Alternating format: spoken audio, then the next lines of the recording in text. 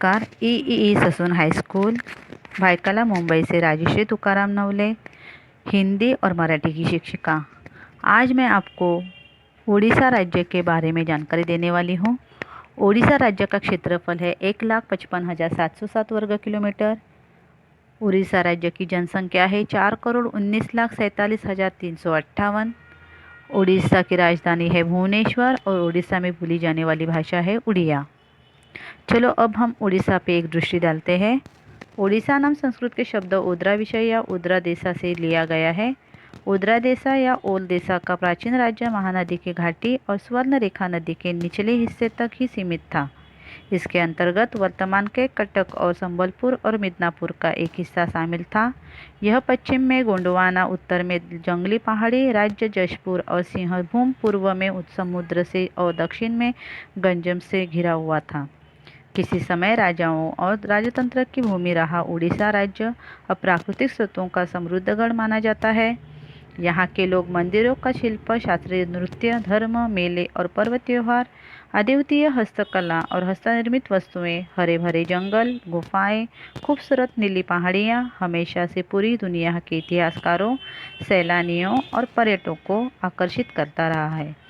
इसका समृद्ध इतिहास, आंदोलनकारी स्वतंत्रता संग्राम, मंदिरों और स्मारकों के अभूतपूर्व कला, संगीत, नृत्य अनुष्ठानों, शिकार द्वारा आदिवासी जीवन का वर्णन, जंगली तौर तरीके, महान इतिहासकारों और विद्वानों के लिए शोध का महत्वपूर्ण विषय बन चुका है। अभी हम जानते हैं वहाँ की शिक्षा के बारे में। 1 अप्रैल 1936 को एक अलग राज्य बनने के बाद उड़ीसा पूर्वी भारत में शिक्षा का केंद्र बन गया। आज़ादी के बाद उड़ीसा के शिक्षा तंत्र के कई सराहनीय परिवर्तन किए गए। परिवर्तनों के बाद उड़ीसा में शिक्षा का स्तर काफ़ी उच्च हो गया। साथ ही साथ सरकार ने भी उड़ीसा में शिक्षा के स्तर को और आकर्षक बनाने के लिए कई पहल किए। उड़ीसा के शैक्षणिक स्तर ने कई इंजीनियरिंग और व्यावसायिक संस्थानों को आधार प्रदान किया गया है। शिक्षा के आधारभूत सुविधाओं के कारण उड़ीसा के अलग अलग संकायों के विद्यार्थी विश्व स्तर पर सम्मान पा रहे हैं। हाल के वर्ष में उड़ीसा में भारत के विभिन्न क्षेत्रों से विद्यार्थी उच्च ग्रहण करने के लिए आ रहे हैं। इसके कहा जा सकता है कि 90 के दशक के बाद शिक्षा के क्षेत्र में क्रांतिकारी बदलाव हुए। अब उड़ीसा आम शिक्षा, तकनीक शिक्षा और व्यावसायिक शिक्षा के क्षेत्र में सर्वश्रेष्ठ आधारभूत सुविधाएं प्रदान कर रहा है। कई राष्ट्रीय और अंतर्राष्ट्रीय स्तर के संस्थान उत्सुकतापूर्वक इसे अपने लक्ष्य के रूप में चुन रहे हैं, क्योंकि यहाँ शिक्षा का भविष्य उज्जवल और खुशहाल है। चलो हम जानते हैं अब उड़ीसा के उद्योग के बारे में। उड़ीसा भारत के महत्वपूर्ण राज्यों में से एक है जो कई प्रकार के खनिज स्रोतों से पूरी तरह संपन्न है। उड़ीसा के खनिज स्रोत इसे उद्योग के लिए प्रमुख स्थानों में शामिल करता है। यही वजह है कि यहाँ राउरकेला स्टील प्लांट, राष्ट्रीय aluminium company, national thermal plant corporation की स्थापना की गई, जो न केवल देश में बल्कि विश्व भर के बाज़ारों में भी अपनी अलग पहचान रखते हैं। अभी हम जानते हैं वहाँ के पर्यटन के बारे में। सामान्यतः उड़ीसा को भगवान जगन्नाथ की भूमि के नाम से भी जाना जाता है।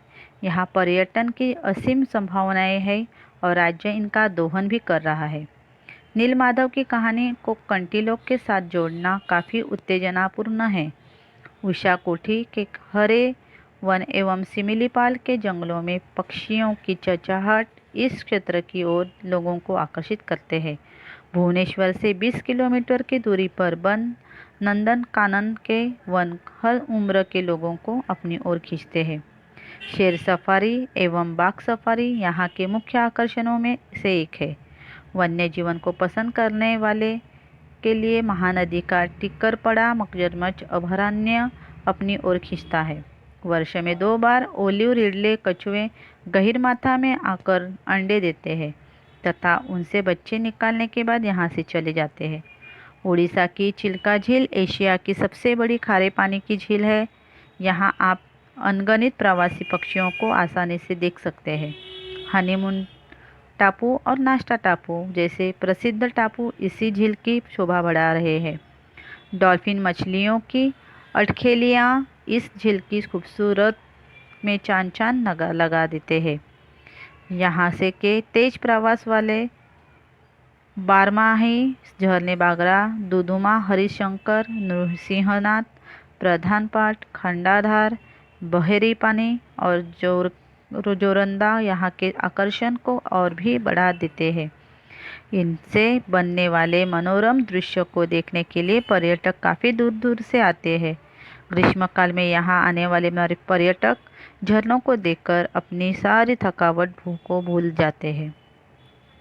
धन्यवाद। जय हिंद, जय महाराष्ट्र।